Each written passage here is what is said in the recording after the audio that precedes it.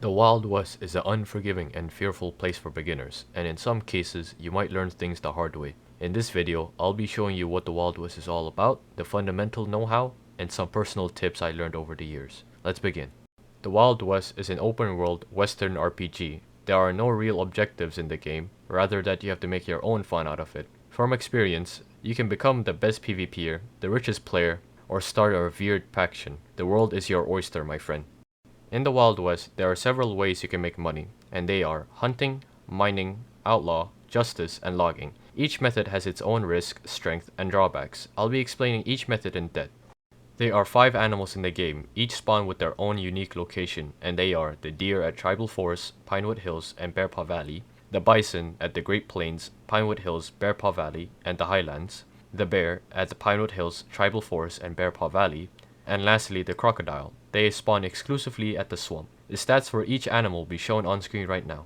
If you were to ask which animal is good for hunting, I'd say the bison and maybe the crocodile. But compared to other animals, the bison readily spawns more, generally easier to kill, and much more safer to hunt. Bears and deers are generally harder to kill, as they spawn sparsely and can't give consistent returns when compared to the bison or crocodile. In my opinion, mining is the best way to make money. The risk of mining is higher than any other method except for being a sheriff and an outlaw. As of right now, there are 5 locations that are worth your time to mine at, and they are Copper Gulch Mine, Forest Cavern, the Quarry, Whispering Summit, and the Water Cavern, with being the Forest and Water Cavern being the most risky and popular out of the 5. To properly utilize mining, I prefer using only a pickaxe alongside a single weapon. This increases efficiency. Do be careful, as people are greedy in the Wild West and will kill you on sight if you were to be seen in a cave. Being an outlaw is the most fun you can have, but has the expense of making a measly $5,000 and having the chance of getting hunted down. This will lower your money earned per a period of time. Anyway, there are 4 different ways of robbing, and they are player robbery, bank heist, boat heist, and the train heist. The amount earned from each of these robberies will be displayed on screen right now. To be frank, I would not recommend of being an outlaw to be a viable way to make money efficiently. The risk of some heists and the chances of you being hunted for your ever so increasing bounty is a big turn away for me. I'd rather stick to traditional methods such as hunting and mining.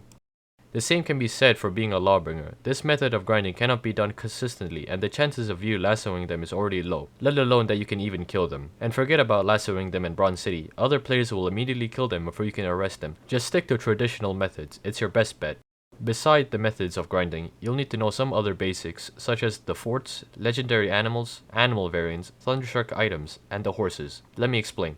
Forts are a fun way you can do to pass the time and help you home in your PvP skills. To raid a fort, you can either use a ladder or buy 3 pieces of dynamite to blow the doors open. However, the first option assumes that you have the builder's tool from Clash of Clans. This tool can only be bought from one of the forts. But for the sake of knowledge, you can buy axes from the general store, cut any tree you find, and go to the sawmill to turn them into planks. An image of the sawmill will be displayed right now. A total of 10 planks is needed to make a ladder. After you blow down the doors and fought tooth and nail, you'll need to patch the doors.